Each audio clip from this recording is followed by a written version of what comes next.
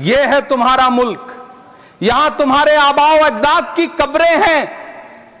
उस वक्त मौलाना आजाद की ये सदाएं सुन करके लोगों ने अपने सरों की गठरियां उतार करके रख दी थी।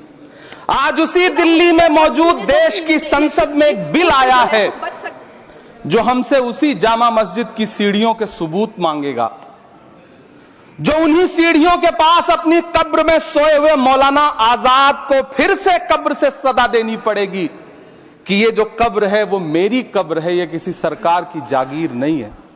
सभापति महोदय, मैं जहां खड़ा हूं इसी संसद भवन के सामने सड़क के उस पार अपनी कब्र में सोए हुए भारत के पूर्व राष्ट्रपति फखरुद्दीन अली अहमद की कब्र है।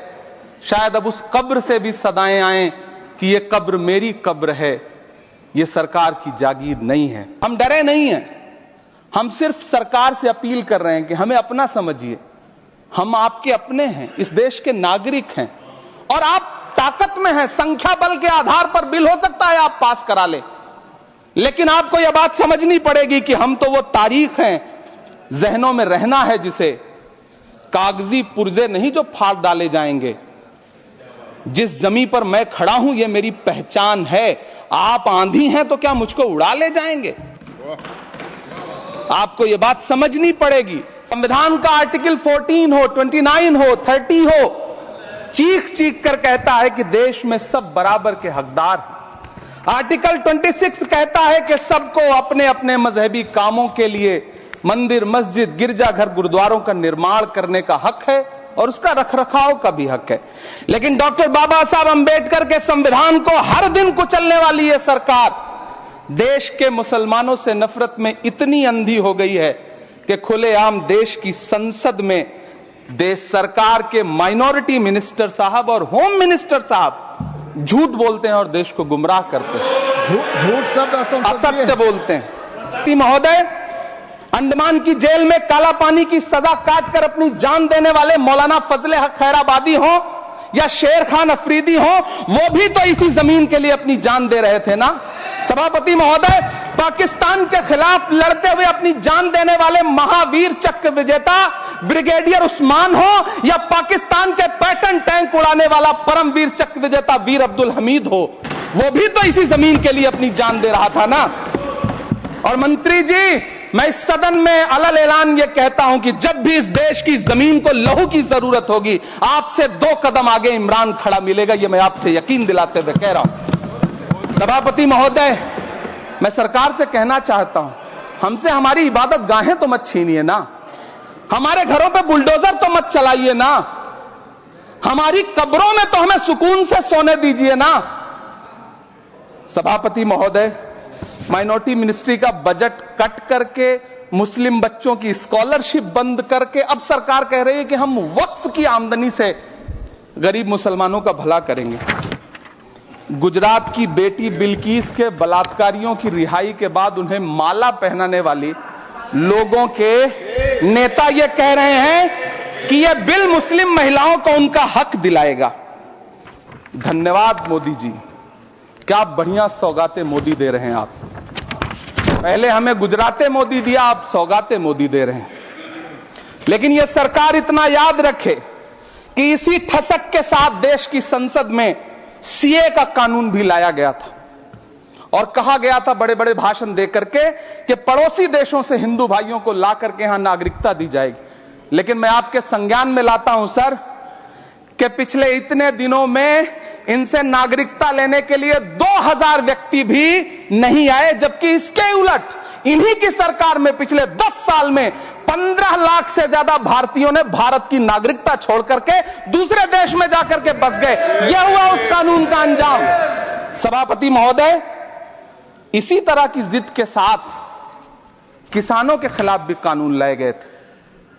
जिस तरह आज वक्फ के फायदे गिनाए जा रहे हैं, उसी तरह से किसानों को भी कृषि कानूनों के फायदे गिनाए गए थे। लेकिन अंजाम क्या हुआ? 700 किसानों की शहादत लेने के बाद सरकार को अन्नदाता किसानों के सामने घुटने टेकने पड़े और कृषि कानून वापस लेने पड़े। जिल्ले इलाही, जमहूरियत जो है वो नफरत और ठसक से नहीं चलती है, अकड़ से नहीं चलती है। उसमें सबकी सबकी हिस्सेदारी जरूरी है। कल देश के माइनॉरिटी मिनिस्टर ने लोकसभा में खड़े होकर एक शेर सुनाया था कि मुझसे कोई बदगुमान न हो, तो मैं उन्हें एक शेर सुनाना चाहता हूं कि मैं आज जद पे हूं तो इतना खुशगुमान न हो, मैं आज जद पे हूं तो इतना खुशगुमान न हो, चिराग सबके बुझेंगे हवा किसी की नहीं। नीतीश कुमार जी हो, चंद्रबाबू नायडू जी हो, चिराग पासवान जी हो, जयंत चौधरी जी हो, देवे गौड़ा जी हो, जीतन राम मांझी जी हो, सबको समझना पड़ेगा कि जब जंगल में आग लगती है तो न वो बरगद बचते हैं जो हवा को आंधी में तब्दील करते हैं, न वो बांस बचते हैं जो आपसी रगड़ से चिंगारी पैदा करते हैं। सभापति महोदय, जब देश को मनमोहन सिंह साहब जैसा काबिल प्रधानमंत्री मिलता है तो देश को आरटीआई जैसा एक्ट मिलता है, सेज जैसा एक्ट मिलता है, मनरेगा जैसा एक्ट मिलता है, लिबरलाइजेशन मिलता है, राइट टू एजुकेशन मिलता है, नेशनल फूड सिक्योरिटी एक्ट मिलता है। लेकिन जब देश को सौगातें मोदी मिलती है तो क्या मिलता है? सीए मिलता है, फॉर्म्स लॉ मिलता है, आर्टिकल 370 मिलता है, इलेक्टोरल बॉन्ड जैसा एक्ट मिलता है और वक्फ अमेंडमेंट एक्ट जैसे बिल देश को मिलते हैं। मुझे तो अपने हमवतन भाइयों से पूछना है कि आपको अपने बच्चों की तरक्की, खुशहाली और नौकरी की दरकार है या फिर मुसलमानों की दान की गई जमीनों को लूट कर धन्ना सेठों को देने की साजिश करने वाले कानून की? सभापति महोदय, यह सरकार रात के 3 बजे तक पूरे देश को जगा करके संसद में अपने ही नागरिकों को नीचा दिखाने के लिए वक्फ बिल ला रही थी, तो उधर रात के 1:30 बजे अमेरिका हम पर 26% टैरिफ लगा रहा था। सरकार की प्राथमिकताएं देश को पता। सभापति महोदय, मैं बहुत भावुक हूं आज, और मुझे अच्छा लगा कि आदरणीय नेता सदन जगत प्रकाश नड्डा जी ने बहुत अच्छी बातें भी की, मन से बातें की। क्योंकि उनके नाम में प्रकाश जुड़ा है तो मैं उनमें हमेशा एक रोशनी की किरण देखता हूं। मैं उनके सामने बहुत अदब से यह बात कहना चाहता हूं कि चिरागों के सफर में दबदबा हो आंधियों का तो फिर अंजाम जुल्मत के सिवा कुछ भी नहीं होगा। यह दुनिया नफरतों के आखिरी स्टेज पर है, इलाज इसका मोहब्बत के सिवा कुछ भी नहीं होगा। मैं भावुक हूं, मेरी पलकें गीली हैं। अगर देश की एक बहुत बड़ी आबादी को लगता है कि आप उसका भला करने के लिए नहीं बल्कि उनकी इबादतगाहों, उनकी कब्रिस्तानों, उनकी खानकाहों को बर्बाद करने का बिल ला रहे हैं, तो फिर आप अगर समझाने में नाकामयाब रहे हैं तो यह आपकी नाकामयाबी है। पहले समझाइए, उसके बाद कोई बिल लेकर के आइए, तब शायद हम आपका इतनी पुरजोर तरीके से विरोध ना करें।